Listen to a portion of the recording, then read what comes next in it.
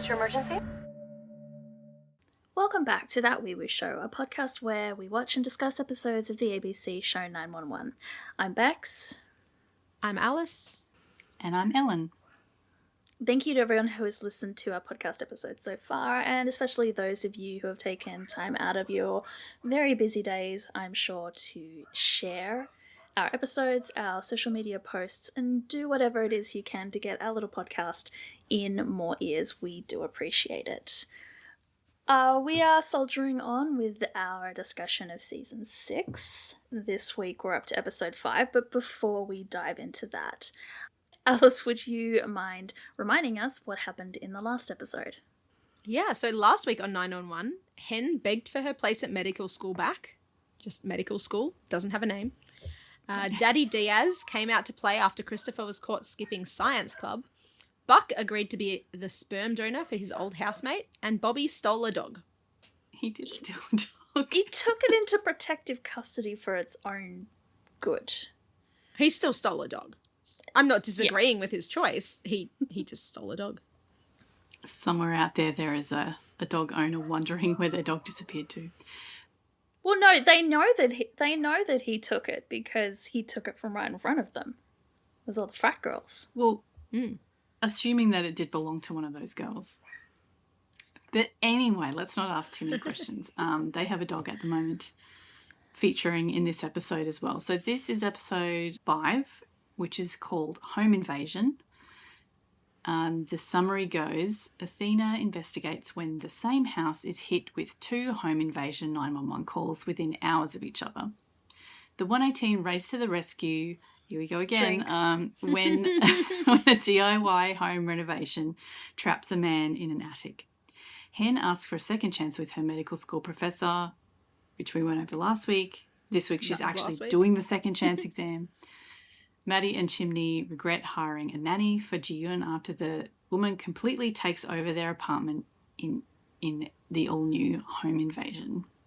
And triggers for this episode include claustrophobia, which is being trapped in insulation foam, a cliffhanger ending, which I feel should go at the end of the trigger section. But anyway, these are in alphabetical order, so it has to go near the start.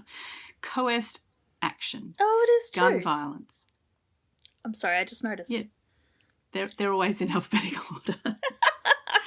We've been doing this for how long? And I just noticed. We're up to over 90 episodes now, and you've only just realised. Wow. Shout out to Nikki for her alphabetizing, because we had no idea. Well, I often thought they were in a weird order, and then I realised they were alphabetical, so that's why. Fair enough.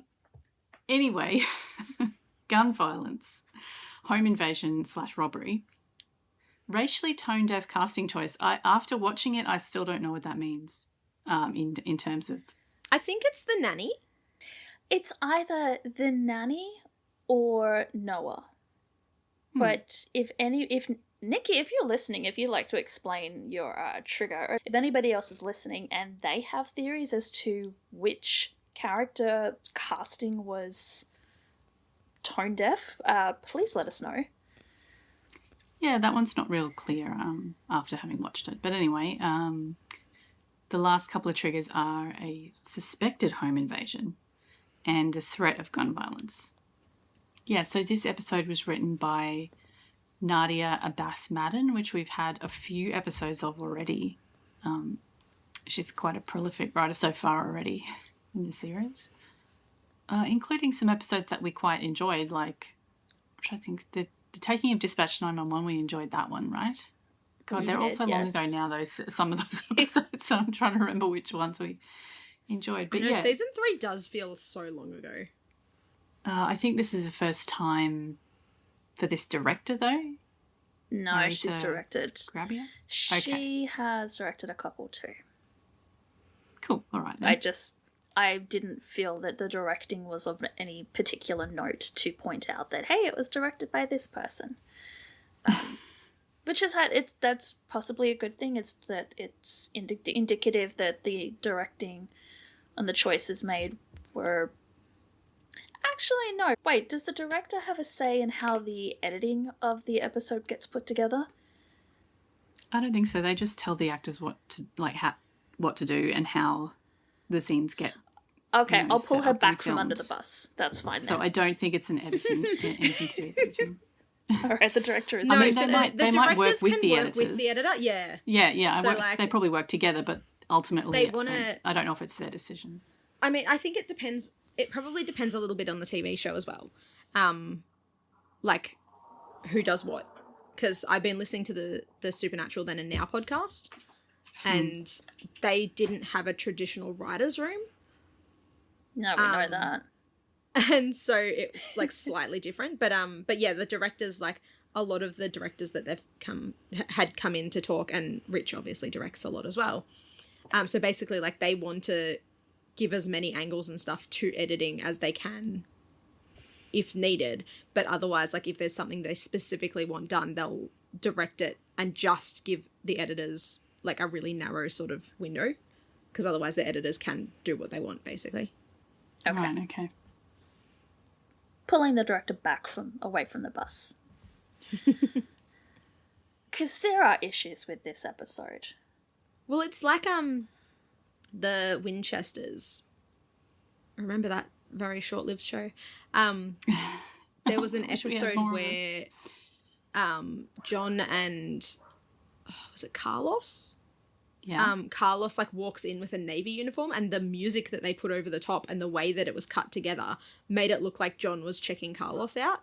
And Drake, the actor, was like, that's not how we played it at all. And I was like shocked when I watched it, because I don't know where what happened there. But anyway, we are not anywhere near that Supernatural spin-off. We're in a big mansion in LA at night. There's a lady asleep in her bed alone, and she wakes up she hears a noise and wakes up, and then immediately calls 911. Yeah, like immediately calls 911. Doesn't like go down to investigate first. It's sit up, reach for the phone, immediately call 911. Yep. Yep, no stuffing around. And she gets Josh. Hi, Josh. Hi, Josh. I feel like we haven't seen Josh much for a while, actually, because I guess we've had Noah coming into the dispatch and everything. So I mean, I'm pretty sure we had Josh in like episode 1, and we're only in episode 5. Did we have Josh in episode 1? Feels There like was a long an time episode ago. where Surely. Josh was telling Maddie to like the whole one night stand with Maddie and Chim, even though they're Yeah, that was kinda episode cute 1, together. wasn't it? Yeah, but he was only in it for that one Yeah. scene, like a moment. I guess in this one he's only in it for a moment as well. But at least he takes a call. He does? Yeah, Way to he go, Josh. does. He's getting all her details because she's calling on an actual landline, so he doesn't. That's very handy. They don't actually have to ask for an address or anything. They just know where it is. So he finds out this lady's called Charlo, and I like Sharlo. And when I first heard him say her name, I thought she said Charlotte, and then he wrote down this Charlo, and I was like, what was that? But I've never heard that as a name before, so I was confused. But no, Charlo. It's just, I think it's throwing us because like Australians put O at the end of everything, like bottle O. Yeah. Any So nickname's it's like, gonna oh yeah, have an O on Charlo. the end. Yeah. Yeah, it does make us sound Fucking like a bit of a Charlo bogan. needs to go to the bottle O and But he sort of tells her to stay put because she's in the house on her own because her husband's out of town. And she's like, oh no, I'm going to go down, and like she goes downstairs, and he's like, what are you doing?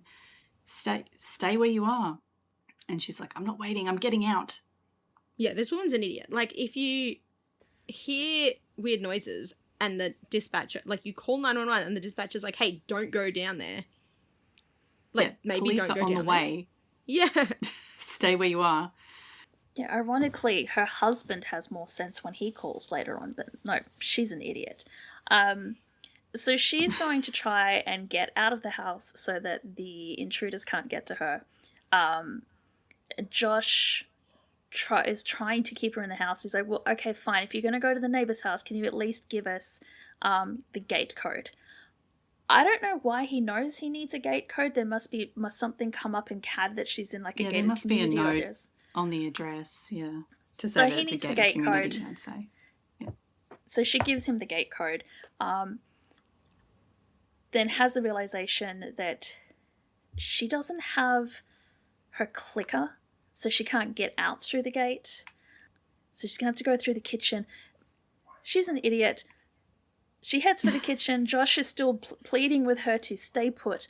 All of a sudden, the kitchen door very slowly opens behind her, horror movie style. She turns around, and all we hear is her screaming. And then the call blood-curdling drops. Scream. Like, full on, like, bending over, screaming from the depth of her soul. Which is hilarious when you find out what she's screaming at later. Yeah. So LAPD have put the best and brightest on it, i.e. Athena has been dispatched. And she finds Charlo on the floor in the gigantic-ass lobby of her house. And it's one of those houses where the lobby is so big that they have like a giant sort of statue in the middle of the lobby and then the stairs curving up around the sides of the room. It's ridiculous. Way too big for two people. It looks kind of like the house that Jennifer Love Hewitt was decorating for Christmas. It probably is. Yeah, it probably is. They already borrowed Buck's loft. It looks just like it. I'm assuming that there's like one house that it's just available for set locations. Yeah. And it's this one. So Athena being there, she's first on the scene, so she is giving Bobby the update when the 118 arrive. Buck is listening as well. He's not trying to be captain this time, but he is paying attention to what Athena is saying, and he's questioning what she's telling them. Because Athena's saying, like, I've searched the house, there's no one here, and Buck's saying, are you sure no one's here? Because that seems to be like a very big overreaction on the part of this woman for no one being here. Athena is so snarky in this scene. She's like, I'm positive Detective Buckley. It's like, all right. He's just trying to help here. Eddie is also trying to help. He administers a sternum rub without, like, checking to make sure that Charlotte can actually feel it. But she can, and it wakes her up. And she, like, comes to and she's immediately freaking out, saying that we have to get out, we have to get up. And she starts to move. It looks like she just moves her head and her shoulders. But all of a sudden there is a crack loud enough that everybody in the room goes, ooh. Yeah. And Bobby knows instantly what it was. Yeah. Mm-hmm. It's like, oh, that was her pelvis. Apparently it was her pelvis. How, Bobby? He's not even wearing a hat. How does he know? He's not wearing the hat. No.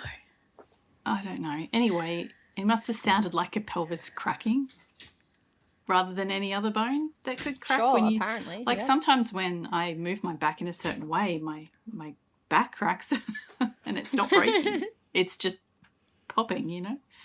Anyway. So panic stations, everyone's like, a pelvic injury can lead to internal hemorrhaging. I can't even say it. Eddie says it fine. Yeah, but I wonder how many times it took Ryan to get the line. Like, we only see it Maybe. once. There could be like an entire 5 minutes of him just stumbling over that word. You never know. Oh my god, right. Bring back bloopers. Remember that? Yeah, we never get them anymore. Oh, we do. We That's did 'cause sometimes on YouTube. Because nobody Yeah, makes DVDs anymore. Because they made the blooper reel to put on the DVD extras. Yeah. If you don't make in DVD, Yeah, they have to you make don't it need the specially for extras. YouTube instead. But Athena's not worried about pelvic bones breaking. She's like, you told 911 that you saw someone in the kitchen. Who was it? And through her pain, I mean, they said they were going to give her morphine, so maybe she's as high as a kite now, I don't know. But she's like, it wasn't a man, it was a monster. So Buck goes and has another look in the kitchen, and he finds a raccoon. Yeah, so the police apparently cleared the building and didn't notice that there was a fucking raccoon the entire time. Well, I mean, I'm guessing it was hiding in the pantry, but they didn't. So look could They a didn't man. clear the pantry. Exactly. It was a walk-in pantry. A person could have very easily stood in there and waited for them. Yeah. I mean, raccoons are So, small. I'm sure they can make very little noise if they want to. Maybe Athena just totally missed it. That's not a good look for Athena. But it's a great look for Buck because he gets to be the hero because he's able to report back that he's apprehended the suspect. Yeah. Yeah, better than the fucking cops did. Athena's not impressed, though. Like, she... No, she just gives him shit the whole time. It's like, sorry that he was doing your job. Yeah. After you she creeps say, up oh, on him. we checked the thing. Like, she creeps up on him while he's in there and scares him. She's just like, "Careful, cranky Buckley." because she's had allergies for like a week now. Yeah. Apparently, the raccoon came in through the dog door that was perhaps pre-installed on the house before the Charlotte and her husband moved in, because they don't even have a dog. She's like, "Why do we need a dog door? We don't even have a dog." Bobby reassures her that there will be no more home invasions. Take a drink, because he has got his top man on the case, which translates to Buck screwing planks of wood across the inside of the dog door. And not, as Alice mentioned in her notes, just locking the dog door. I mean, they usually come with lock, right? I mean, least mine do, but maybe they lost it at some point. Anyway, Buck gets to do some drilling. So he's happy. That sounded way worse than I thought it was going to. Anyway, we go to where Jim and Maddie are at home. They're sitting at the dining table and, like, G isn't there. And Maddie says, when was the last time we had an entire meal uninterrupted? Yeah, but it's not even that G isn't there. It's the entire room looks like the G doesn't even exist in there. Yeah, 'Cause like normally we've there's seen toys and stuff everywhere. Yeah, there's like baby paraphernalia everywhere. This looks like a grown-up's living area. Apart from, I think, there's the baby monitor on the table. It's very, very different from the last time we saw the Buckley-Hahn apartment. Mm. And yes, they are sitting down eating without being interrupted by a child or having to feed a child. Or it's entertain a child. bliss. Getting food thrown at them by a child. And funnily enough, when you're used to having a child there, you're uncertain how to actually act. Sitting there eating a hot meal, like, oh my god, your food is actually hot, is a little bit of a novelty. And Maddie's like, well, I'm going to enjoy this and I'm going to have another cup of coffee. But before she can finish saying the sentence, this woman spawns in behind her with G on her hip, a giant baby bag over her shoulder, and the coffee carafe in the other hand, and she's already filling up Maddie's cup. Yeah. Maddie's like, that's not your job. It's okay, you're here for G, not us. And the woman who's their nanny, called Magda, is like, no, I can do both. So she's got looks like maybe this is part of the, I don't know why it would be racially insensitive, but she's got like braids that go over her head like a Heidi. She's got the Heidi braids. Yeah. She's a little bit Germanic, but she doesn't have an accent or anything. She just sounds normal. So I'm like, is this supposed to be? I don't know. Anyway, she's extremely organized. She has everything ready to go out to the park with G, and sunlight, which kills potentially harmful bacteria. G looks excited. She's not perturbed to be taken out of the house by a total stranger. She just says bye to mum and dad, and off she goes. She's like, see you later. Yep. Which is good. That's a very, very resilient, very settled child who's not at all attached to her parents. Well, I mean, she barely knew her mother, but her and Chim were road tripping across the country for a long time, so... Yeah, well, I mean, I don't know how long she's known Magda for, but She seems very uncomfortable. Probably not that long, considering that when Magda and G leave, Maddie and Chim start having a bit of a quiet freak out about the fact that they've allowed a perfect stranger to walk off with their daughter. Yeah, they're the ones freaking out, not her. They're going to get up and do the dishes before they go to work, but then they get a message from Magda saying to leave the dishes and she'll take care of them. Yeah, and Maddie starts looking around for hidden cameras because she's like, how did she know? And so we see that Maddie isn't completely comfortable with the whole thing because Noah's asking her how the new nanny is. And Maddie's like, well, she prefers the term household manager. And Linda comes in and she's like overhearing. And she's like, you hired someone to manage your household? And she does not like this idea at all. She's like, that's a stranger in your home, all in your business, recipe for disaster, get rid of her. Yeah, but Linda's basis of comparison and the reason she's saying this is Downton Abbey. She's been watching too much Downton Abbey. She's been seeing the way that the servants talk about the family, and so she thinks it's a bad idea to have someone else in your home. Yeah. I mean, there are some bad people in Downton Abbey, but there are also from some really lovely servants in that who actually do. I kept thinking of the main lady's maid, and I cannot remember her name. I can't say I've ever seen an episode of Downton Abbey, so.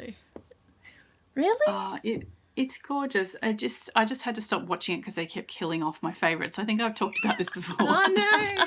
every time there was a character that I really loved, they would die, and I got to like series 3 or something, and I was just like, oh, I can't watch any more of this. It's too heartbreaking.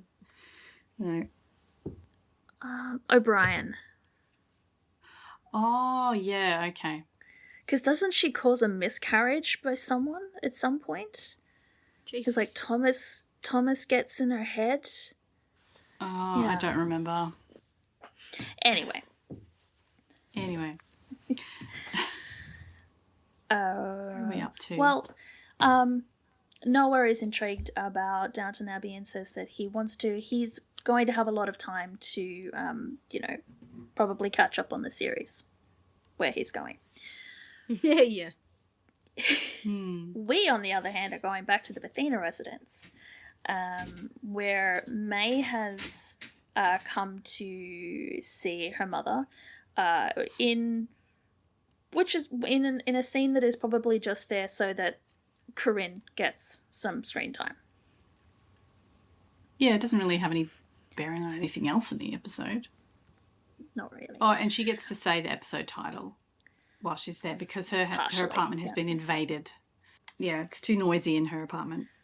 Which I had 2 questions, which was number 1, she had an apartment. Did she give that up to move to on-campus housing? So that she now has roommates? I guess and so, then yeah. And then number 2, does she not know of the existence of the library? Yeah. Well, it's like not the one place on campus that she can go to study. Or unless you're in a fanfic, in which case it's absolutely not a place to study and it's a place to make out behind the bookshelves. But well, maybe her apartment wasn't very close to the campus because the traffic's real bad. So getting to uni is hard. 100% I can accept that for travel convenience she gave up her apartment to move on campus. I just think it's interesting that she went from having an apartment and now suddenly she's living on campus, and there was no sort of...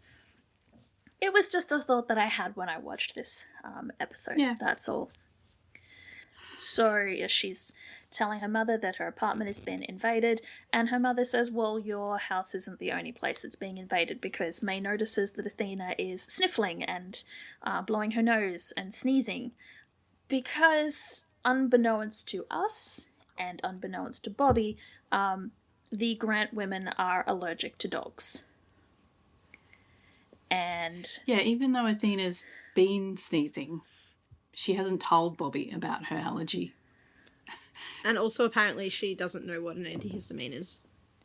No, see, I've got a theory there. Because if she takes the antihistamine, then potentially, like, I don't have dog, like, pet allergies or any kind of allergies like that, but I don't know if an antihistamine would completely eliminate her symptoms. But if she didn't have it does the for my cat symptoms- allergy. Yeah? Cool. Okay, so if she takes them, then she's no longer, like, sniffling and sneezing, and she can't, be the martyr wife and, like, look how much I'm suffering, but I'm doing it because you love that dog and I love you. Like, you can even get allergy shots, and, like, it's not like they don't have health insurance. Like, they're both in government jobs. She just wanted to, like, perform how good of a wife she was for Bobby. Hoping that he I would thought it was notice just at some because point. she knew that he was attached to the dog, so she was keeping quiet because he was happy. But yeah, just But if she was really keeping quiet, she would have got antihistamine so that she didn't have any symptoms. But no, she's having the symptoms. I'm possibly a little bit jaded, but that's fine. So it's news to Bobby that Athena is allergic to dogs. And then May starts sneezing as well. And then May starts sneezing as well, which eliminates the possibility of handing the dog back to May, which would be then taking it from, like, the sorority house and then taking it back to college. I don't really see the logic there. Yeah, like, the poor dog was already in college and got saved, and it's just like, yeah, send it back to college. Maybe it was in the middle of a degree. Poor Hoover. Yeah, that's why he's, like, so unsettled. He's supposed to be studying. Yeah! He's like, I need to get to the library, you guys! Fucking hell! I'm gonna fail medical school! Well, at least someone around here cares about medical school. So that kicks off the second storyline of the episode, which is Operation Find Hoover a Home. Oh, this was a funny bit though, because I enjoyed. Oh, it just made me mad because, like, as yeah, a dog I'm trainer, watching it. they're and I'm just doing waiting. everything wrong. I'm doing the notes and they're sort of revealing stuff about Hoover. I'm just going to leave a gap here for Alice to insert her rant about this because I'm sure she has Alice's thoughts. rant goes here, yeah. Well, it was also kind of awkward because they just keep showing up at different people's houses and going, oh, here, have a dog. And it's like... Have a dog. You haven't even asked anyone if they'd be willing. You're just showing up. But anyway, we're not up to that part yet. No, we got to do another Maddie's home got to take a call first. Mm-hmm. It's a call about a home invasion, funnily enough. My house is being robbed. Maddie's asking if there's more than one suspect in the house, and this guy is saying there's definitely more than one and they know that he's in the house. And Maddie can actually hear these people in the house, like when he gets... Hang on. He doesn't even go downstairs. He's just in one of the rooms upstairs. Like I said, unlike his wife, this guy is sensible. He's like, I'm not fucking going downstairs. I'm going to try and hide somewhere. Yeah. Yeah, but they find him anyway. I think they hear him talking. They say, don't let him get away. And then they shoot him. And Maddie hears these gunshots and the call ends. I don't know. Somehow he manages to fall on the end call button when he falls over. Well, my assumption was that one of the intruders picked up the phone and ended the call. That's where my brain went. I mean, I guess. Anyway, so the 118... But we don't know. The 118 go back to this same house that they were at yesterday. It's not Taylor, but Channel 8 News are reporting on it as well. Broad daylight home invasion. Maddie has no idea what's happened, so she's dissociating in the break room or somewhere.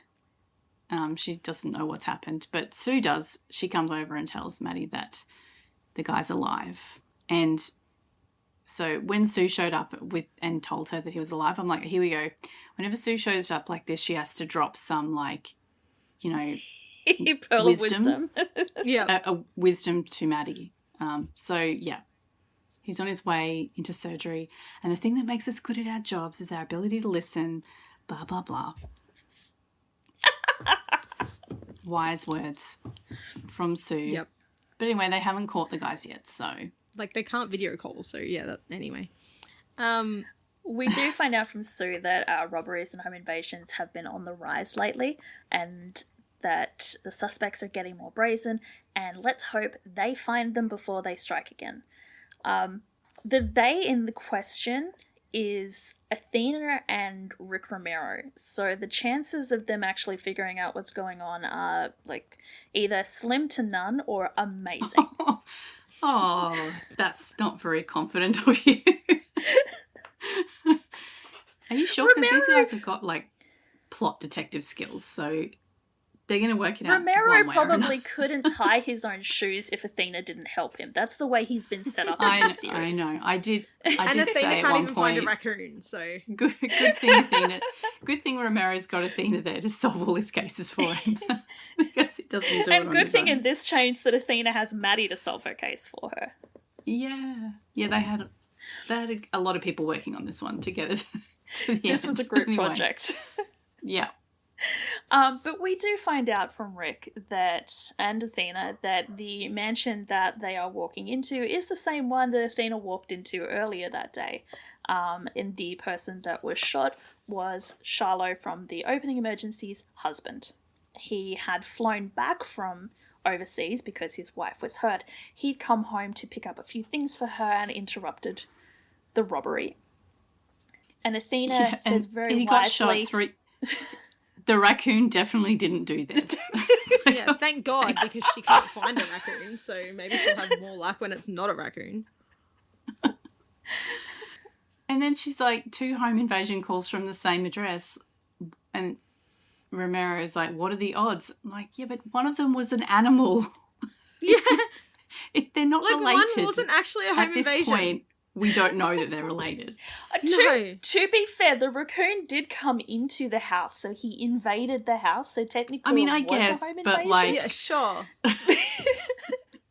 He didn't But, like, shoot the only thing he anyone. stole was, like, bread. Yeah. So, and I know snacks. that in our history that was a capital crime and people were punished very severely by, like, deportation for stealing bread, but, like, this is America. And also raccoons don't get sent to And also- Australia. It's a for raccoon, stealing yeah. Could you imagine the raccoons and the possums? Oh, man. I mean, No, possums I are bad don't want enough, to imagine but that, because raccoons are- possums have been keeping me awake all fucking week. Oh, I wanted to see a raccoon when I went over there so badly, but I didn't. I didn't see any. Aw. I was so sad. Like, come on. I saw squirrels. I just want to see... Yeah, I just want to see squirrels. Squirrels are so cute. I squealed a lot when I saw them. That'll be me. Apparently, India has squirrels. And so, Oh, do they? like, when mum and dad were over there, they were, like, mum was just like, oh, your dad saw a squirrel for the first time. And I'm just like, I haven't seen one yet. I'll just be trying to feed the squirrels. And they'll be like, please leave the squirrels alone. Yeah. Okay, so it's time. It's Hen's big day. Time for her to go and do her exam thing. No, hang she's on, still not studying yet. first. First, Not she's got yet. to have a study day. Karen has cleared everything out of her plate, off her plate, so she can just study all day. Yeah, Karen's going to take Denny to school. Clive's going to pick him up after. Denny, Remember meanwhile, when- just chimes in with, I like when you poach the eggs. And Karen goes, don't be pretentious. It's like, clearly you've poached the eggs for him before. Like, poor kid just knows how he likes his eggs. Maybe the eggs were, like, on a weekend when she had time to do it. Maybe. He No, doesn't know I how think- long poaching eggs takes. It's a weird comment. Like, it's just so that he gets to say something in this scene. 'Cause Yeah. otherwise Pretty sure. he'll just be there. He wouldn't say anything. But there's no reason for him to mention eggs. Yeah, there's no mention of eggs prior to that. I didn't even realize they were eating eggs. So Karen has laid out everybody's plan for the day except for Hen's, and she's like, well, so what am I doing?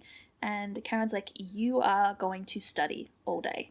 Do you remember when, like, Karen put her foot down and said that Hen had to pick between, like, medical school and paramedics? And got, like, really mad at Hen about it? Yeah, well, she said she couldn't do both. So, and later in this episode, Hen's like saying goodbye to everyone. And I'm like, does this mean that now you're choosing the other side? Like, Karen's like, okay, now you're going to do the medical school. You can't be a paramedic So Hen has anymore. picked medical school. And so now Karen is 100% on board with the medical school. Well, she's picked. that's the impression I'm getting, but... Okay. But before she can study, and I'm pretty sure this is going to derail her entire day of study, there's a knock on the door, and it's Bobby and Hoover. Oh, and bless.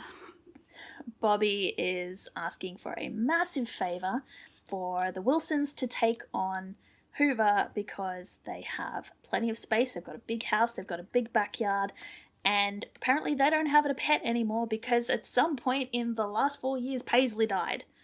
Yeah, they and I went, haven't mentioned Paisley, and I was like, oh my god, one, Paisley! I forgot they had, one, I forgot that they had a dog.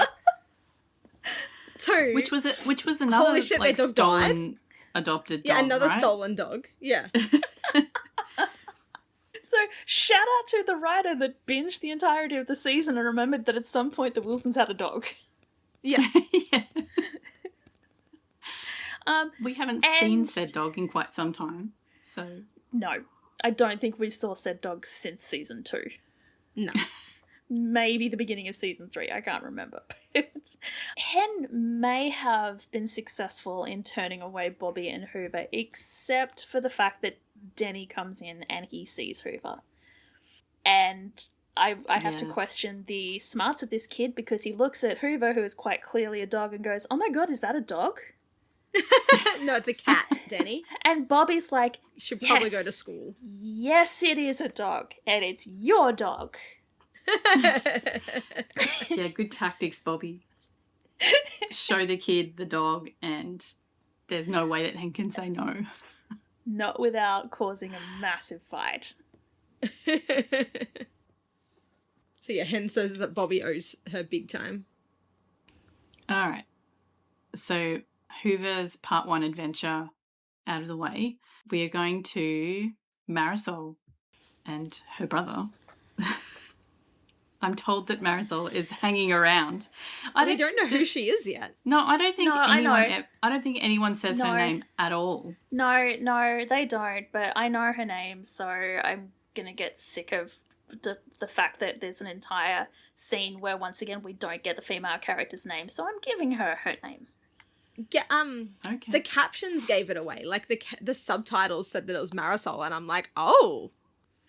I didn't know her name or who she was until the very end, yeah. When I looked something up. I looked one of the... Yeah, it's once again where they've named the character and the writer has forgotten to actually introduce said character. And it would have been so easy because Marisol introduces us to Vincent in conversation, so it would have been really easy for Vincent to like, hey, Marisol, I'm here to help, or something like that, to get her name into dialogue. But they didn't. She doesn't deserve a name. Are you kidding me? Of course not. She's just a woman.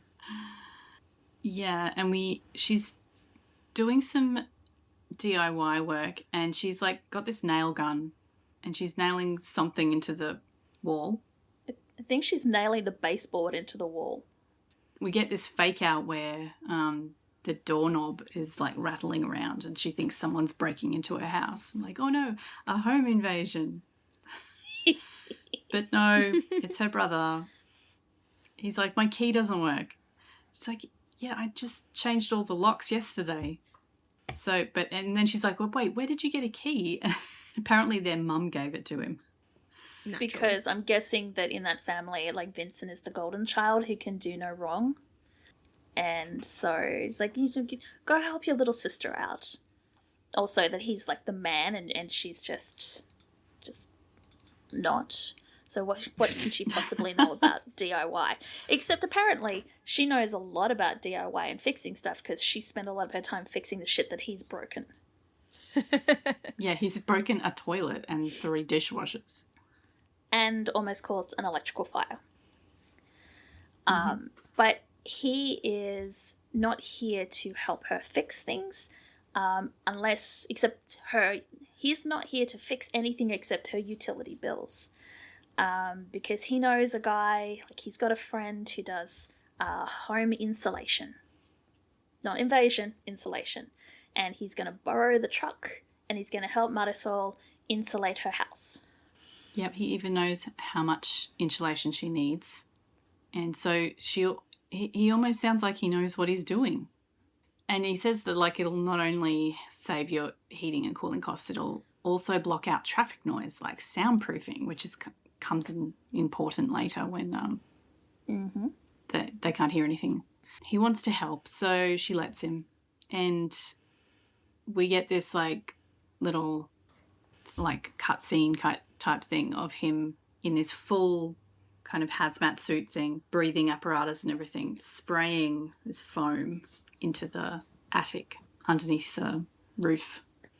So yeah, this seems like, this whole scene just seems very unsafe, not just because they're doing DIY and they don't really know what they're doing, but also there's a kink in the hose and so it stops flowing and he's like trying to work out what's going on. But there's this warning which is not up where he is at all, it's on the truck. So I'm assuming that you're supposed to actually have more than one person operating this whole system.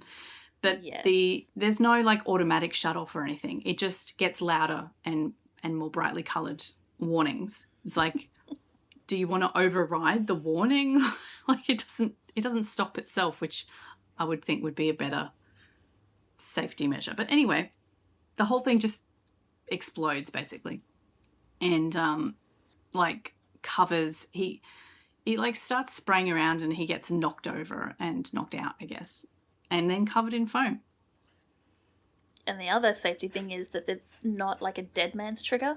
So even though his hand is not pulling the trigger, it just keeps, the spray is still continuing to dispense foam everywhere. Yes, like did the pressure in the hose like just blow the top of the thing right off, so it's just spewing out rather than being stopped by a trigger? I don't. The system is just very don't weird. think about it. Anyway, for the drama. For the drama, this guy gets knocked out and the entire attic fills with insulating foam with him still in it, causing Marisol to call 911 because she thinks her brother might have had an accident, but she can't tell because she can't get into the attic because the attic is now oozing insulation foam. Like it's coming down the ladder in a like giant purple tube thing, appendage. I don't know. Interesting. Yeah. And they're like, have you tried calling him? She's like, yeah, I've been calling him. He's not answering. But they can't hear anything. Can't hear any ringing. And that's when she says that he said he would soundproof the house. And it's also insulated because Buck can't find him with the heat detector thing. So do we think maybe this is like another one of those covert ads that like some insulation company has asked 911 to like slip their product in, because they're making a very good case for like how soundproof and how like insulating this product is doing. Because they can't hear the guy's phone ringing. An excellent way to keep your house cool or warm. Because we had it put in like a little while ago and it makes such a difference. But anyway, I'm not an insulation salesperson. As long as it doesn't have asbestos in it. No, definitely not. The solution to try to find this guy is to poke holes in the ceiling with these sharp, pokey things. Yeah. Bobby's line is, it's the old-fashioned pick and poke. So they're literally using pike poles that they use to ventilate ceilings and roofs in case of building fires to try and find Vincent. Yeah, and like what are they hoping to like, they'll stab it up into the ceiling and he'll go, ow! And then they'll be, here he is. It's so weird. Like when the ceiling starts bleeding, hey, we found him. Yeah, we found him. Like, yeah. I think what Eddie does is what they were aiming for. They were trying to find like a pocket of somewhere in the... Yeah, but like how would they know that that's where... Like, it's so weird. It just looks like they're going to stab him. And then be like, oh, found him. It's like Battleship, but with like... Yeah. Yeah. Yeah, and eventually like you come back and there's just like a person-shaped hole in the ceiling, like where you've outlined him. Yeah, where they've stabbed around him. And they nearly do, like, actually, like, it stabs up and it's, like, right in front of his face. Hit! Like, Jesus Christ. Yeah, and then they find, he pokes a hole in the ceiling and manages to find where he is. And then they get out. How can you see anything? It's in the like, it's so weird. Because he just like finds a hole and he's like, "Oh, guys, like I found him," and it's like, how do you know? Because you don't have a torch or anything. I don't think he specifically says that he found Vincent. I think the implication is that he managed to find, like, where there was no support beams. Like, he found a gap in the roof. Oh, like in the ceiling. Sure. Yeah, because though Bobby is talking about he wants to find, like, the edges of the floor up there, so he's trying to find, like, where the gaps are in the support beams. I don't know. I don't know what they were thinking. What the intention was with this scene. I'm confused, but they eventually... they also get a chainsaw out and, like, start, like, chainsawing the roof. I'm like, I hope you know where he is now because you're going to cut him in half. Like, what the hell? They cut out a neat rectangle right around him. They use like a it's got a name, but I actually have one. It's a thing that like lifts the plaster and like holds the plaster on the ceiling while it's being glued to the support beams. Oh. Okay, so they've actually used this thing to put the ceiling up in the first place. Yes. Oh, and it's handily still in the room. It's either a panel lifter or a plaster lifter. Yeah. But yeah, I have one. Which is pretty cool. Well, there you go. Except it's not lifting in this instance, it's lowering. Yes. Which you can also use it for. And then they end up having a perfectly rectangular piece of purple foam. And his face is sticking out of it. Like, it's just the weirdest... It's the weirdest thing. Because they lift it down, then they put it up on their side, and they sort of pulling away the plaster and the wood flooring from the back of it. So because he fell kind of face down, there's the insulation obviously didn't get under between his face and the floor. He just ends up looking like Han Solo frozen in carbonite when they peel the plaster and the floorboard away. Yeah, and they pull him out. He's not breathing. Oh no, he's breathing very shallowly. Just not enough. But they're acting like he's not breathing at all. Like, he's still breathing. He just needs more oxygen, which they give him, and he's fine. But it's very dramatic, like this guy's about to drop dead any second. Yeah. But they get him in the ambulance. They get him on high flow O2. He starts breathing. He regains consciousness. Marisol is very relieved because even though it's her brother's own damn fault, she doesn't want to see him die. He's very grateful to be alive as well. And his first question is, is the house okay? At which point Eddie and Chim exchange guilty glances because no, the house is not okay. The house is absolutely not even nearly okay, but sure. And once again, I raise the question of who pays for this. Marisol's like, let's talk about it later. After I lodge a claim with the city of Los Angeles for the destruction of my house. Yeah, the ceiling I just put up. Yeah. Which you completely trashed. Yep, there's like holes in every room, in the ceiling, and then there's a massive hole. Yep. Okay, so it is Hen's big day tomorrow. So she's looking at some flashcards while she's lying in bed, as you do. Mm-hmm. Karen comes in and she's takes the flashcards from her and puts them to the side because she finally, after all this time of Hen just studying 24/7, she's ready to get busy. Oh, poor Karen's been ready to get busy for ages and Hen just keeps falling asleep or studying or bringing home a dog in this case. This is just one thing after another with Hen at the moment. So, but she can't. Like, Hen says she can't. And Karen's like, what now? But Hen's like, not with him watching. And Hoover is in the room just staring at them. Yeah, he's literally just staring at them. So Apparently he's making Hen uncomfortable. So Karen kicks him out of the room. But Hoover is not impressed by this and just starts He scratching starts at the door. crying at the door. I had a cat that used to do this as well. She would just scratch at the door all night. Oh, God. Apparently, Hoover's whining and scratching at the door is not the aphrodisiac that Karen thinks it is, because funnily enough, Hen still doesn't want to get busy because she can hear the dog. So Karen lets the dog back in and it immediately jumps up into her side of the bed. And Yeah, it makes himself very comfortable. When Karen goes to open the door, she's like, fine, it's fine. You can come in. It's not fine. It's not It's fine. really not fine. Yeah, I think Hoover's going to have to find another new home as well. Again.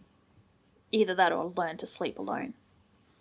Just speaking of dogs, Hudson is chasing his tail behind me. Aww. Has he caught it yet? He keeps catching it. Yeah, he keeps catching it and continuing to just walk around in circles while holding it. Are you good? Okay. I think you caught it, Bubba. You got it. Good job. Are you going to get it again? Okay, good job. Puppies just aren't the smartest. It's okay, as long as he's having fun and not actually he's injuring pretty. himself by biting his own tail. It's all floof. Probably not even anywhere near the bone. I was going to say, I cartilage don't bit. think he's actually, All right, it's time to get back to the, B1 and B2. Trying to solve the armed robbers. There have been 10 other burglaries with a similar MO, and the residents were never home. Within 10 seconds of looking at the files, Athena has already found the pattern. Like, Romero, what have you been doing? Have you just been, eating donuts, hanging out. He's just staring at the Nintendo. board, waiting for the photos to speak to him, to give him a sign. He hasn't actually been reading. He's been really busy harvesting blueberries in Stardew Valley, okay? What? He must have been, because he just did not notice that these victims were all Oh, at the wait. hospital Are you when- implying that Romero has been playing Stardew Valley? Yes. Okay. Yes, I am. Not me just mentally flipping through all of the character NPCs in Stardew Valley trying to work out if he looks like any of them. Okay. I thought one of them might have been talking about? called Rick or Romero. No. Anyway. No. He's making his character in Stardew Valley, and it's like favorite thing, and he's like solving crime. Or not solving crime, as the case may be. He doesn't do it very often, though, unless He doesn't Athena's do there it, but pointing. No. You also don't get to eat the things very often, so True. whenever he ups his energy, he's just like, oh fuck, that's right, I'm supposed to be solving crime.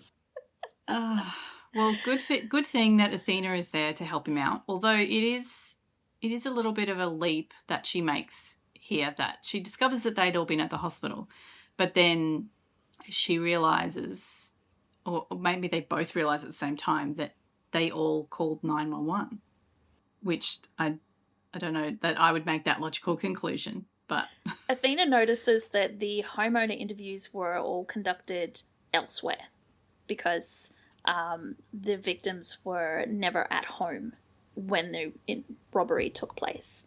And they were pretty much all in hospital, and all in hospital for reasons that you would probably call 911 for. So you had someone had a heart attack, someone set their kitchen on fire, somebody had a slip and fall in the shower. And then they're sort of bantering backwards and forwards, and they realize that when you call 911, the 911 operators ask you a lot of questions, such as, is there anyone else in the house? Do you have any dogs that are possibly going to attack our first responders when they come in? Are there any security alarms that will need to be disabled so our first responders can get in? Can you give us the codes to disable said alarms? yes, perfect information for breaking in. So they then go rather to dispatch. Yeah. But they don't even go to dispatch, because I have a feeling that procedure would normally be LAPD would reach out to like dispatch and they'd be talking to someone like Sue, I have a feeling Athena just whipped out her phone and texted Maddie. Like, Literally, hey, Athena texted Maddie. Like, are you at work? And Maddie went, you bet. Can I come see you? I'll bring coffee. Oh, Rick wants to come too. Yeah, no worries. That moron, sure. So Maddie Maddie just lets them into the files at her desk, not worrying about anyone else who's around. And they go. Josh and Sue don't appear to be worried about this at all. No. Like, oh, that's okay. Maddie, who's literally just the dispatcher, who's just come back to work, she can do it, it's fine. Is standing in the middle of this open plan office with an LAPD officer and an LAPD detective. I mean, to be fair, it's like Athena talking to Maddie. They're just like, oh yeah, it's just her brother's dad's mum. Dad's wife. Brothers. Again. And Rick. It's her mother-in-law. And Rick. Yeah, mother-in-law. So Romero has printed out all of the the victims, and he wants Maddie to find their corresponding 911 calls and see if there is any patterns in who responded to these calls. So she's going through all of them saying, okay, like this was Linda, the 133 responded. This one was Josh, the 142 was called.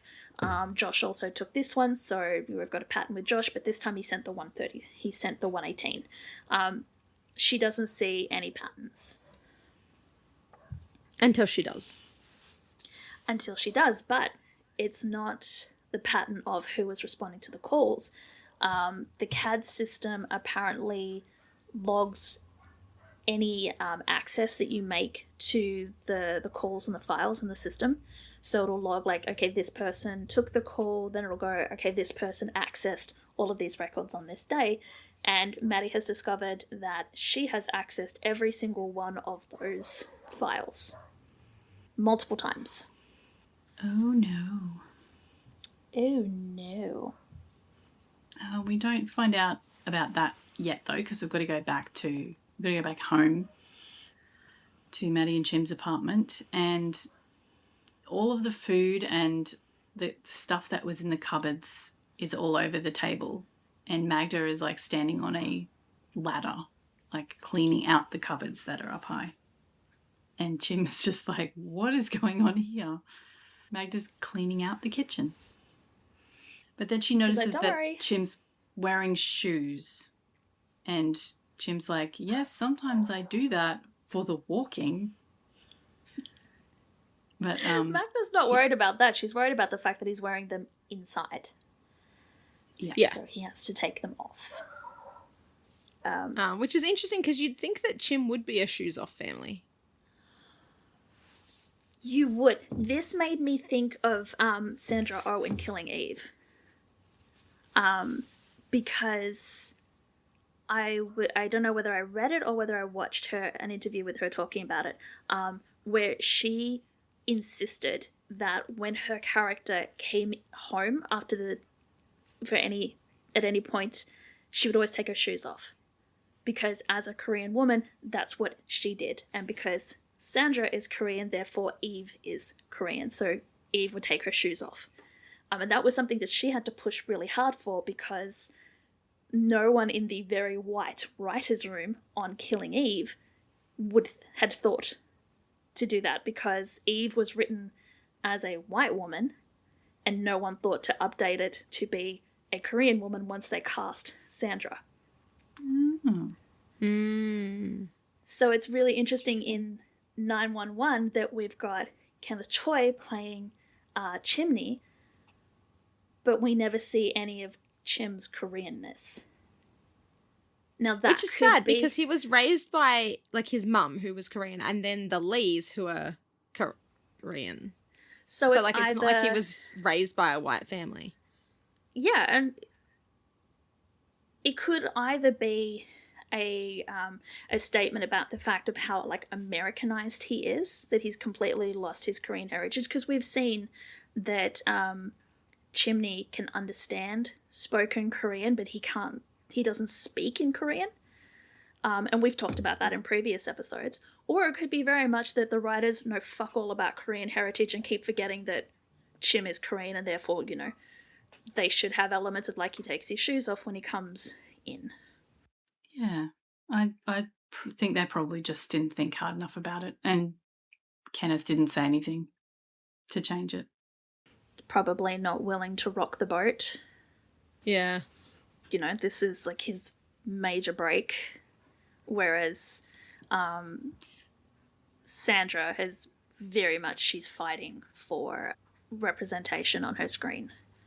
Like, I think to the point that the representation on Killing Eve was so bad that now, like, the last couple of projects that you see Sandra's worked on, they're all people of colour in the writer's room and the director's seats. She's not willing to work with white people anymore. Yeah. Wearing boots inside just icks me out anyway. Like, I used to wear shoes in the house when I lived in my rental because the carpet was so shit that, like, I didn't want to put my feet on it. No. Like, that's how bad the carpet was. Like, it was falling apart and, like, it was awful. So, like, it was like a sensory thing. But now that I'm in, like, my own little place and I've got new carpet, I'm like, don't put shoes on the carpet. You'll ruin the carpet. What are you doing? It's very interesting which families are like shoes off and shoes on families when it comes to houses. Anyway, Chim's got to take his off. So yeah, he takes them off. He asks where Maddie and G are. Apparently G went to bed an hour ago. Maddie disappeared into the bathroom. And then Magda realizes she's been in there a while. So Chim volunteers very quickly that he'll go check on her. Maddie's fine. She's chilling in the bathtub with a bottle of wine. Yeah, like the empty bathtub. She's having a great time. She actually did need to escape. She needed a place to hide. But I love that Chim's come home. I don't know whether it's lunchtime, whether it's dinner time. He's got like a takeaway bag in his hand, which appears to be only enough food for him. So he climbs into the bathtub with her to eat his sandwich, and Maddie hands him her glass of wine and then grabs the bottle and just starts swigging out of that.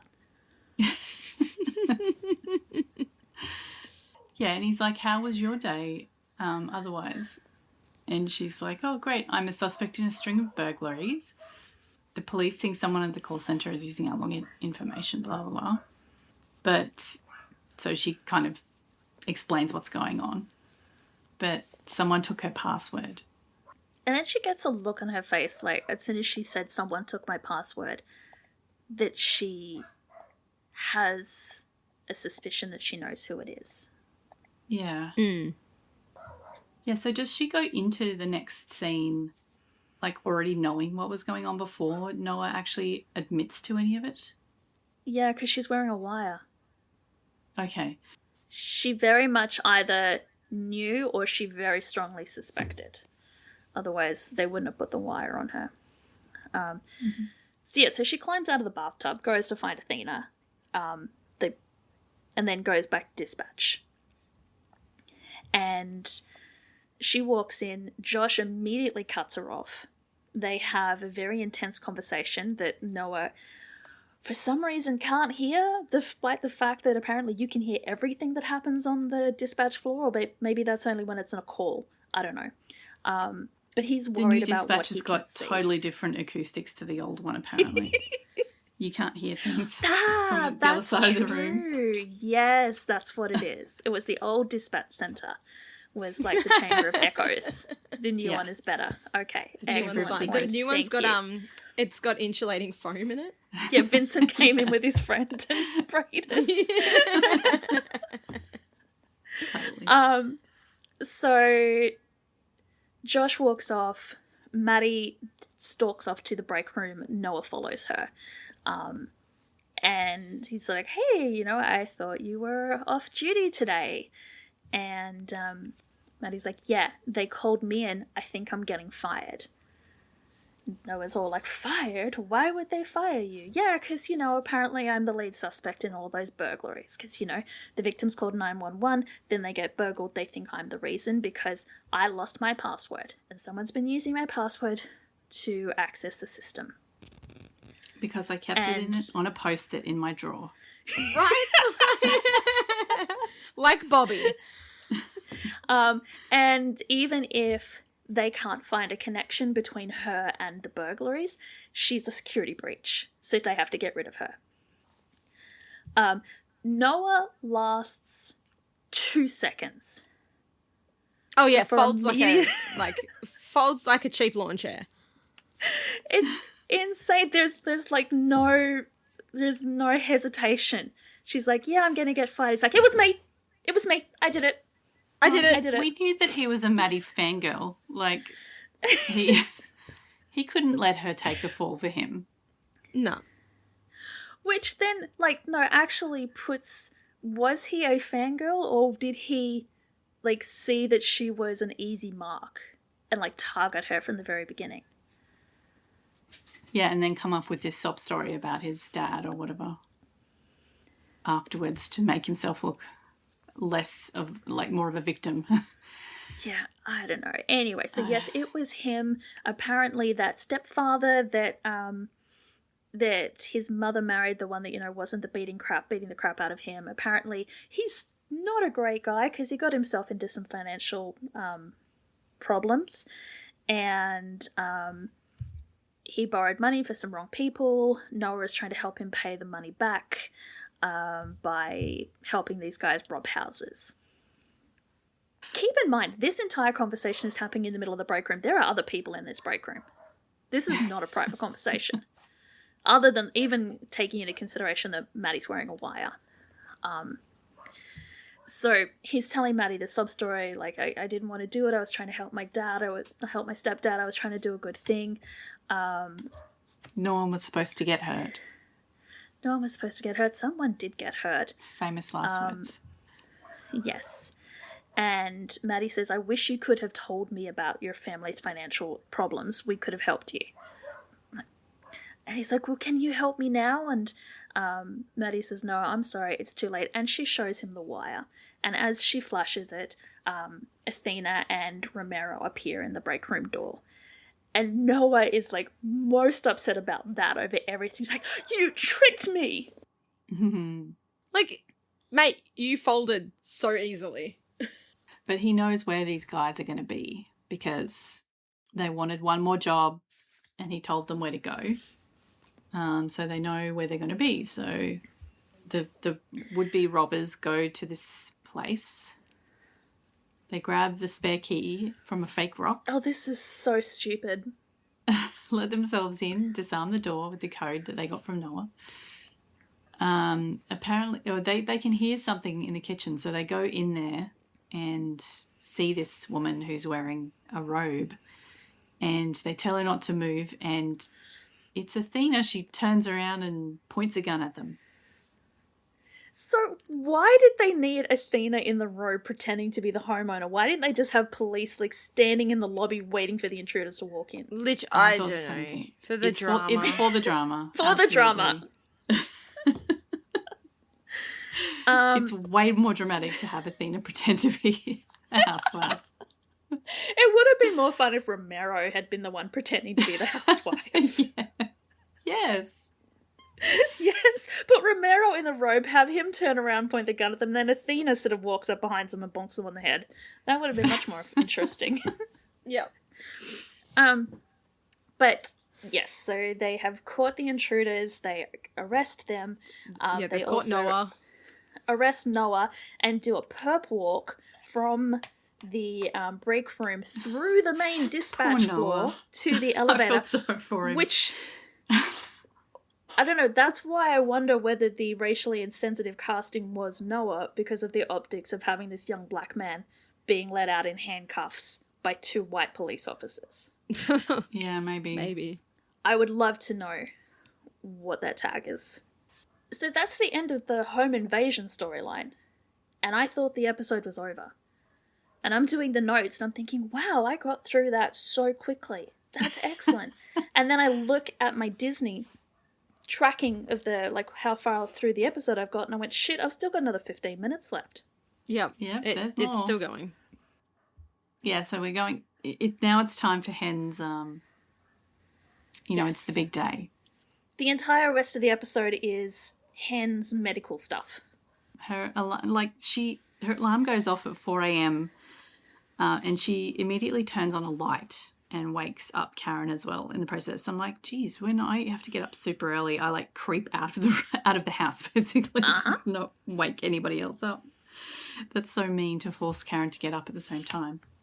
But she does say, "Oh, I'm sorry, you can go back to sleep." It's like, you just turn on the light. Yeah. Like, she's basically going to go into the kitchen and bang pots and pans while she's there. Like, yeah. But Karen goes out of the bedroom and she finds the living room in pieces. And Hen's like, did someone break in? Was there another home invasion? But Karen noticed that the baseboards are chewed because they weren't burgled, they were hoovered. And this is why you should crate train your dogs. Poor Hoover. So at some point they must have kicked him out of the bedroom. Because the last time we saw him, he was, like, asleep on the bed. Or they just left the bedroom door open. I don't know.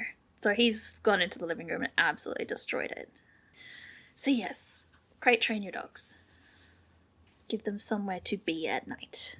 Or when you are not there. Hen pretty much just says, okay, too bad, so sad, gotta go. And buggers off to the hospital. Yeah, she has leaving no Karen time for that. to handle the dog and the mess that the dog has just made. Yep. Because Hen has rounds to do. Oh, yeah. This very stern Dr. Simmons is ready to take Hen with her. She wants to be impressed. So off they go. Karen has taken Hoover to Eddie's place. No. I think Eddie came to pick up Hoover. Oh, okay. I don't remember. Maybe by the time I got to the end of this, I wasn't paying attention anymore. I remember Hoover getting passed around to everyone else. Yeah, so I don't know how or why Eddie gets involved, but I feel like he's volunteered to come and maybe Karen has called him, like bitching about what has happened, and Eddie's like, I'll take him. So he comes over to pick up Hoover. He is sure that Hoover is great, and he thinks that Chris is really going to love having a dog. Yeah, like Chris, who's supposed to be being punished because he's lying, is now getting a dog, but it's fine. Maybe his purgatory is over now. Yeah. So I don't know how much later this is because we're cutting back and forth to Hen doing her medical thing, which apparently goes for a few days while yeah, Hoover literally, is... Hen's doing her practical exam for a few days. While either that Hoover's or Hoover getting is passed literally around. spending like 10 minutes at everyone's houses. Yeah. It's the same date. He's just timey-wimey. Hoover at Eddie's place somehow makes a giant mess of like food, of like cereal, and also a pan. Like, how did he get the fucking saute pan on the floor? How did he get it? Yeah. Poor Chris is like, I think he has separation anxiety. And Eddie's like, yeah, I think he needs a specialist, and then proceeds to not get a trainer and just dumps him on Chim instead. Attempts to dump him on Chim. Magda takes one look at the dog and slams the door in Eddie's face while Chim just stands there going, so sorry, I love you, bye. Yeah. Hen is still doing things, I think. I don't even remember. Like, apparently she diagnoses a tumor at some point, but she just says that she recommends surgery. I want to know what the other med students are thinking, because like, I'm assuming they're like medical, like either interns or first year residents or something, and they're standing there watching this like med school dropout diagnosing and assessing patients. What the hell are they thinking is going on? So with Chim being out of the picture as far as Hoover, Eddie still does not get a trainer or a specialist for Hoover. Oh, we do need to mention Eddie's like while the door's shutting in Eddie's face, Eddie just goes, Yes. that was weirder than usual. I'm Yeah. glad that, like, someone mentions that how weird their lives are, and that's not even that weird. And It's not still apparently it's not weirder than weird. usual. It's weirder than usual. There is like a baseline level of weird that is acceptable. I love it. So yes, the dog then gets passed over to Buck. And I think Buck would actually do really well. It's just the stupid that he lives in a loft in, like, an He apartment lives building. in a loft in an apartment building. Yeah. But yeah, like, Hoover's, like, yelling, like, barking up the stairs, and Buck's running, like, yelling down the stairs, going, I said I'd feed you, like, hang on, give me a minute. And I'm like, oh, this is basically, like, me and my dogs. Buck's like, hey, listen, I know you're hungry, you can't bark like that, I have neighbours, like, you need to listen to me, listen, you got this, not going to embarrass me. But yes, unfortunately, Buck's landlord, I assume landlord, turns up and goes, you know the rules, no dogs in the building, only cats. It's like, he's as small as a cat, it's fine. Yeah, but cats don't yell like that. Yeah. Hen has apparently succeeded in whatever she was meant to be doing, and she now gets to scrub in for surgery. Yeah, but she's only watching. She doesn't get to actually stick her finger on an artery or anything this time. She still seems to think it's pretty cool that she gets to scrub in. Yeah. Yeah. She's like, yes. Meanwhile, Hoover's now returned to the Athena household. Athena's like, it didn't work with anyone. Yeah. And Bobby's like, I called everyone I could think of. It's like, no, you didn't. You passed it on to Hen, who then then he was passed around to everyone. Hen gave him to Karen. Karen gave him to Eddie. Eddie tried everyone that he knew. And none of these people that are living in LA and have government salaries hired a fucking dog trainer or bought a fucking crate. But sure, it's fine. I'm sure it's the dog's fault. Like doggy daycare while you're at work. Literally, just something. Of course, like, it's not separation anxiety. Oh my God, he just doesn't know who you are. Give him time to decompress. He met you 10 minutes sorority ago. house. No, Like, they'll I kill get him. He's recovering from a drug overdose, the poor thing. Yeah. That's probably why he has separation anxiety, because there's so many fucking people at the sorority house and he's never alone. Yeah. Poor Hoover. Justice for Yes, Hoover. so Hoover did not pass any of his, like, assessments. Hen apparently did pass hers, though, because she walks out of surgery sounding absolutely exhausted. Doc Simmons doesn't seem at all phased. And Doc Simmons doesn't show any kind of emotion at all. She's an android. Robot, yeah. She tells Hen that the end of the surgery concludes her practical exam. Hen says, how did I do? And we cut to barbecue at the Athena residence, which by implication we're meant to assume is that she passed, because otherwise they wouldn't be celebrating. Well, they might be commiserating. Unless it's like one of those instances where they have the two cakes. We have like the cake if you pass and the cake if you fail. Yes, but it does sound like she's passed. Yes, because she is the guest of honor at the barbecue, because Bobby wants to know how she would like her burgers cooked. I'm pretty sure she just wants it cooked, so she doesn't die of salmonella before she can start med school. Because burgers are not steaks. Yeah, I've seen people do, like, different ways to cook, and I'm just like, but how? Because you're supposed to cook it all the way through, but...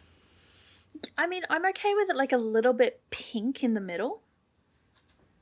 But that's... I'm not asking for my burger medium rare. Mince can't be partially done. It's got to be... No, mince done. needs to be cooked. Yes. So yes, she has passed her neurology practical exam, and the further implication is that she's now, like, full-time med student. Yeah, they actually never say this out loud, but I'm guessing by the rest of it, because they're all saying, like, we're really going to miss you. It sounds like she's just given up. She's, like, quit her job, and now she's just going to be a student until she is done with it. Like, there's even the whole, like, montage flashback of all the good times that she had as part of the 118. And I'm sitting here panicking, even though I've seen up to up to season 9. I'm thinking, oh my god, is Hen leaving the show is at she this leaving? point? Yeah. It makes it feel like it. I mean, I was sort of like, okay, so is this the end of the med school arc now? Because she's going to realise how much she loves being a paramedic and she can't. I mean, like, she's already gone back and begged for her degree, place. Anyway, I guess we'll find out. I mean, I know that she doesn't stop being a paramedic, so we know that much at least. Hen's like, we live 20 minutes away from you all. Like, this is not going to be the last time that we're all together. Yeah, and Eddie, just because you refused to talk to anybody when you stopped being a member of the 118 and went to dispatch doesn't mean Hen is going to be petty like you. Yeah, that's right, he did. He suddenly felt out of place and decided that no one actually wanted to talk to him. Yeah. Yes, went outside and ate some worms. Oh, bless him. And so they're all like, oh my god, I'm going to miss you. Oh my god, I'm going to miss you. And Buck goes, hey, speaking of missing people, where's the dog? Yeah. Like, where's my dog? Athena has rehomed him. She found him his forever home in someone else's home. Which she sounds so happy about. Yes. And Bobby's like, hey, that's my dog you're talking about. Yeah. But yeah, she found a quiet neighbourhood, a house with a big yard, older couple, no kids. Husband travels a lot, the wife hates being alone. And it's Charlot. She's in bed and her husband is actually there. Do we see this now or later? No, this is now. Later. Right? No, we see it now. We see it now. Oh, do we see it now? Yeah, we see it now. I just couldn't be bothered typing out the whole scene. But Yeah, basically, there's not much to it. But yeah, they've the taken husband the dog. is, yeah, he's leaving for another business trip. She doesn't care because she's got the dog. Yeah. All is They right do with have the to world. to unblock the doggy door again, but that's fine. It was just screwed in. I'm sure that they could work it out. I'm sure that Hoover will have great fun playing with the raccoons. Yeah. Hey, now he's got a fall guy. He can trash the place and just go, it was totally the him. rachcoons. Yeah. Totally the It was raccoons. the raccoon. Speaking of rehoming, Jim comes back from the party to Maddie and G. Maddie is still feeling a little bit sad about the whole thing with Noah. She didn't really feel like going celebrating, so she's setting up a picnic in the living room, which she's allowed to do because Magda isn't hovering and complaining about how dirty the floor is or how unclean the blankets are or anything like that, because Maddie rehomed her. She doesn't mind. She just comes in and sits down and hands Daddy a fake sandwich because they're going to have a picnic in the Because living room. Magda went from, sunlight is great, the UV rays kill all kinds of bacteria, to no, the park is a breeding ground infested with bacteria. We can't go there at all. Yeah, she's changed hardcore there, but sure. Yes, she suddenly developed germophobia. Yeah. So G was upset she didn't get a park picnic, so they're going to have dinner on the floor. And then in the home picnic. Yeah. And the episode keeps going. There's still more. Yeah. Still going. Timey-wimeliness, I don't know where we are in the days, in the weeks, in the time of day, but we're going back to Marisol's DIY disaster house, where she has gone grocery shopping, supply shopping, I don't know. She's walking back towards her house on her phone with her mother, complaining because she can't get any contractors to come in and fix the mess that LAFD made of her house. But it turns out that's not a problem because LAFD have shown up to fix the mess that they made of her house. Specifically, it was funny, actually, she said that no one has the time to take on a job this small. I'm like, they destroyed Small? every ceiling in your place. Literally, we yeah. have to replace every single ceiling and possibly clean out all of the insulation in the attic and then redo it. Yeah, it's redo that and then replace the ceilings, paint everything. Like, it's a huge job. What are you talking about? Anyway, it doesn't matter because the boys have showed up. Yes, the boys have showed up, and because it would be weird if it was just Buck and Eddie showing up at this pretty girl's house to help her fix the mess that they've made, they've roped in a couple of the like background firefighters. Because it's totally not weird if there are other people there. So she looks very happy that the big strong guys have shown up to help her out. She's like, I gotta go, Mom. It's still not the end, though. No, but can I just mention, this is the first time we've ever seen them do any kind of rectification works. Yeah. They have destroyed so much shit throughout this show. Like, so many doors. Yeah, and starting walls from the pilot and where they ripped out a wall and a pipe. Like, apparently, it's not just, we stop at it used to be like, you stop at the glass doors, you don't go into the hospital, like, you don't go back and fix shit. And now we're like, oh, it was a pretty girl, so of course we're going to go back and fix her shit. As far as I remember, they don't actually make any reference to the fact that she's a pretty girl while they're there poking holes in her ceiling. Like, I think they're just there to do their job, but now they have to go back and fix everything. Yeah, but it's television, and especially this kind of drama style of television that when you've got, like, attractive male characters that are single and an attractive female character, of course, at some point there's going to be like, oh, is there going to be a romance? Yeah. Otherwise, why would they go back and fix it? Because they've never gone back to fix anything before. No, but if you hadn't told me that there was a potential romance in the end of this, I would never have known. No. It was not foreshadowed at all. Really? No. I don't know. I think I remember watching it and going, okay, it's because it's the pretty girl that they've come back to fix the shit. Yeah, that part I can believe. But I wonder if there's going to be a potential romance here. Yeah, I wouldn't have gone that far. It is weird that they went back to fix it when they haven't done that before, but... Especially Eddie fixing stuff, because he's better at breaking it than he is fixing it. Yeah, at least Buck has a proven track record of fixing walls. Eddie just let Buck do it. Yeah, pretty much. Yeah, and he like lived in his apartment with the broken walls until Buck came over to fix them for him. Anyway, that's not the end. That's not the end of the episode. Oh, but wait, there's more. Please no.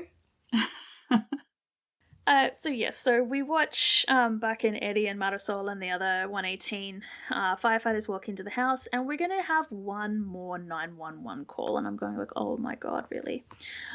It's really interesting because the subtitles for this 911 call, it's dispatcher and caller through the entire thing. Except as soon as we hear the dispatcher, and then as soon as we hear the caller, I'm like, I know who they are. I recognise those voices. Yeah, me too. I recognised it as Karen right away. So, like, they set it up like it's this big reveal, like, oh my god, it's Karen. And, like, as soon as she starts talking, I'm like, that's Tracy. That's Karen. Like, it's Karen. So there has been an explosion at the Polytechnic Applied Astrophysics Laboratory. The building may be on fire. Karen's not sure. She's a good reason not to be sure. She's like got a massive laceration on her forehead. She's covered in blood. She's probably hit her head at some point. She thinks some people are dead. We're getting like flashes of what the laboratory looks like. And there's very definitely somebody who's missing an arm somewhere in the lab because there's just an arm on the floor. Ew. And then there's the big reveal is that it's Karen on the phone, and it just goes like, tell them to hurry. And I'm like, that's the big reveal? Yeah, like we know her voice. We knew it was Karen as soon as she started talking. But oh no, what's happened? It's a weird... The lab blew up.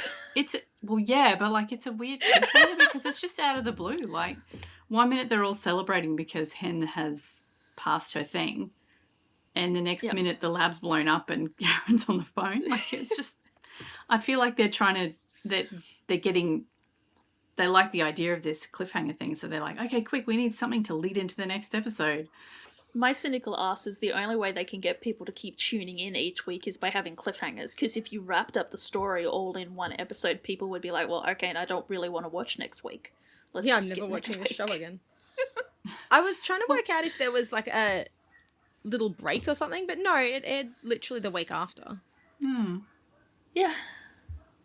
They just really got a It's hard on weird for because cliffhangers this season. Yeah, we've never really had that before. Like, episodes tend to wrap up pretty well. Cliffhangers are meant for, like, you have a cliffhanger at the season 1, the end of episode 1 to lead into your emergency for season 2. And that's usually a double episode, so you've got, like, your cliffhanger maybe between those 2 episodes. Like, maybe you have a cliffhanger at the end of the if season. the story's continuing, then yeah, okay. Not every single week. Yeah.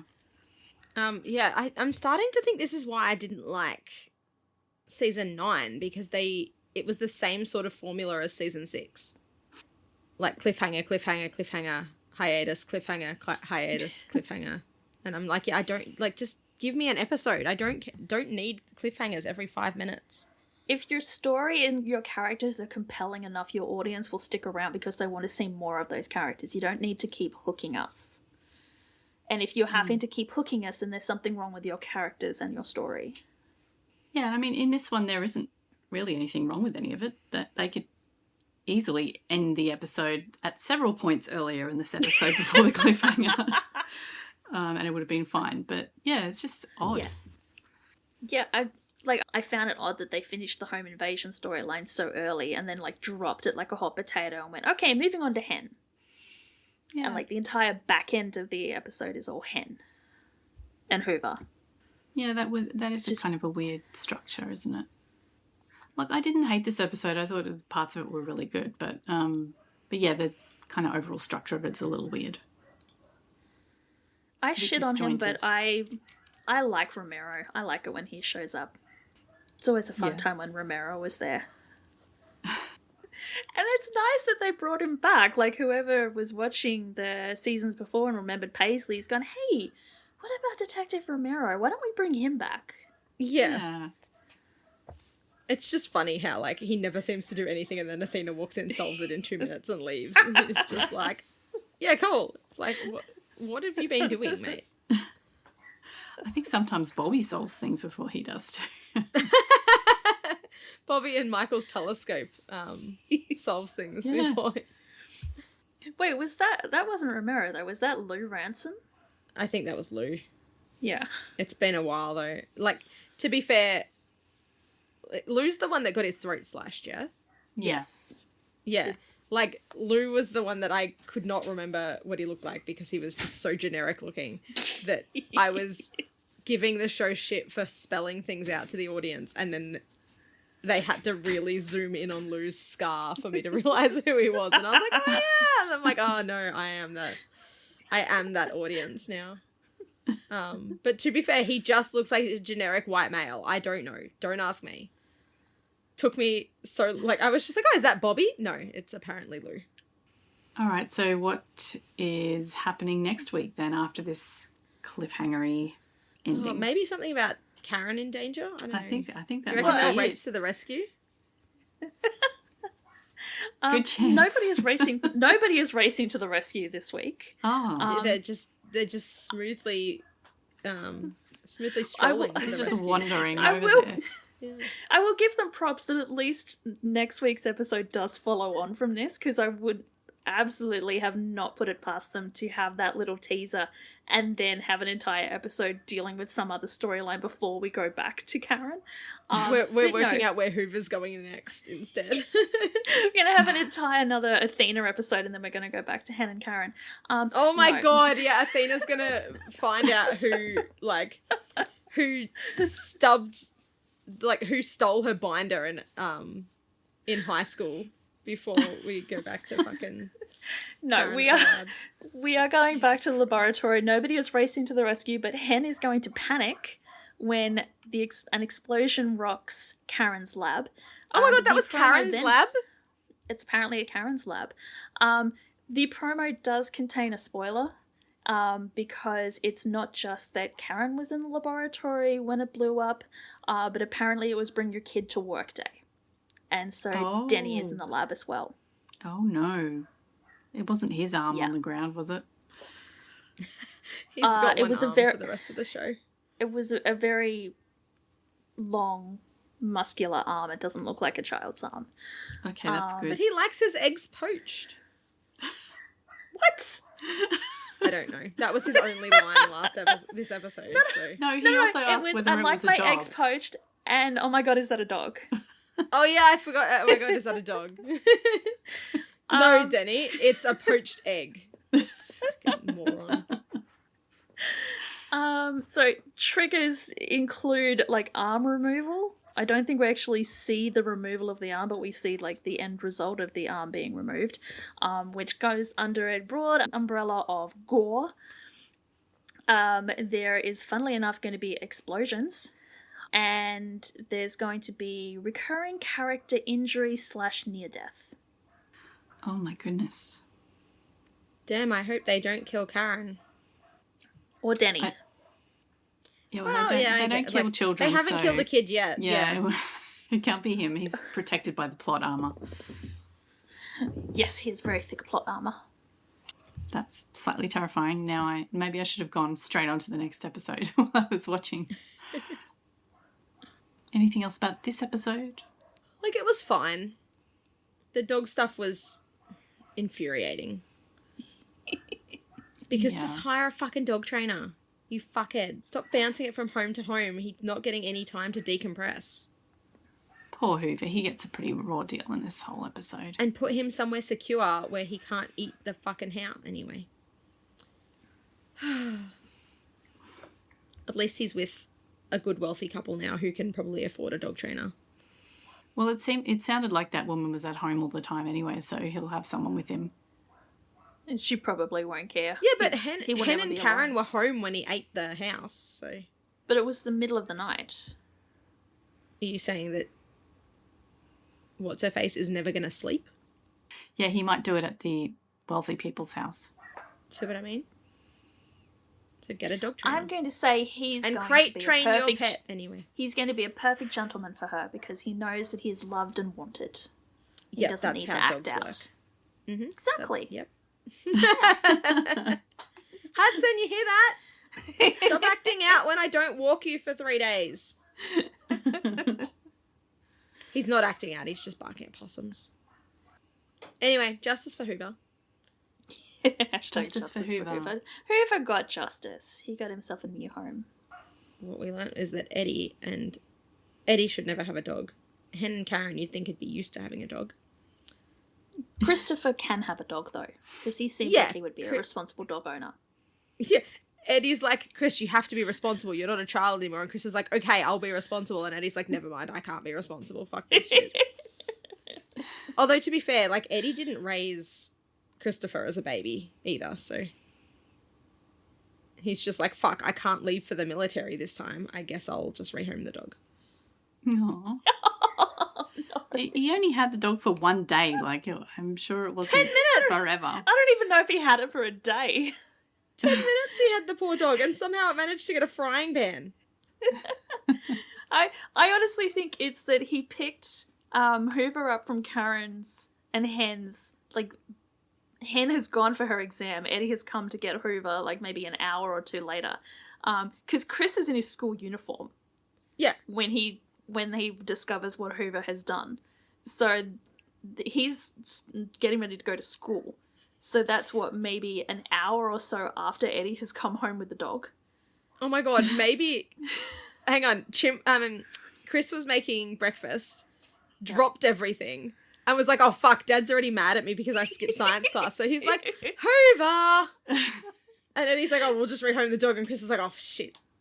Aww. Justice for Chris. Justice for Hoover. Like, the amount of mess, because it wasn't just breakfast, it was like both types of breakfast cereal, so at least Hoover's balanced, because it was the Space Stones and the whole wheat. It was a bag of popcorn, it was the skillet with, like, food still inside it, and then a massive bag of flour.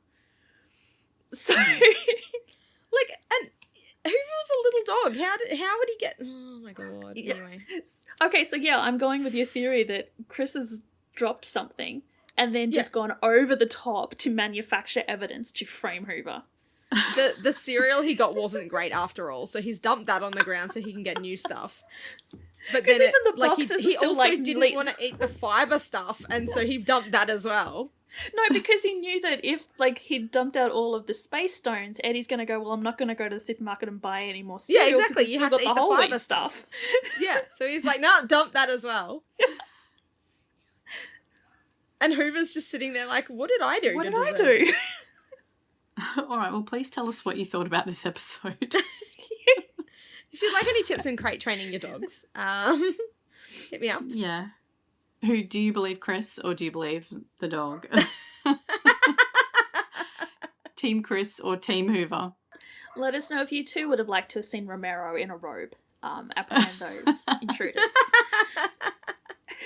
Leave us a comment on Spotify or send us a DM, whatever you want, however you want to get in touch with us. There's lots of different ways. We have Blue Sky, I think. We do. If you're sending have me a Blue DM, Sky. if you're sending us a DM on Blue Sky, please be patient. I'm still not willing to verify our age on Blue Sky, so it locks me out, so I have to log in with my VPN. It's a process. I don't always remember to do it, so I miss DMs on Blue Sky. But Yeah, you can here in DM us on- Australia, we're not allowed social media unless we're over 16, and apparently the fact that we've all had social media accounts for over 16 years doesn't count. Blue Blue Sky is Sky's only taking been it around very, for a very year. seriously. Yeah, Blue Sky's only been around for not very long, but like all the other...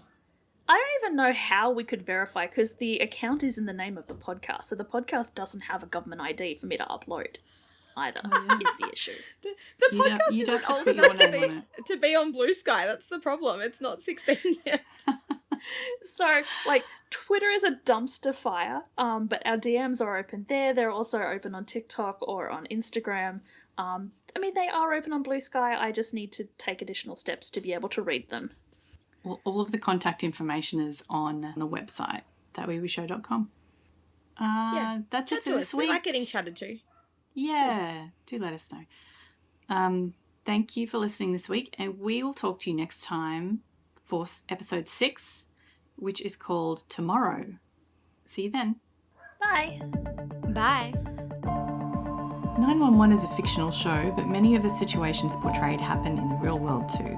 If any of the topics we've discussed in this episode have affected you, please know you're not alone. You can call or text numbers in your country for help. Just Google crisis support in your location to find out the number.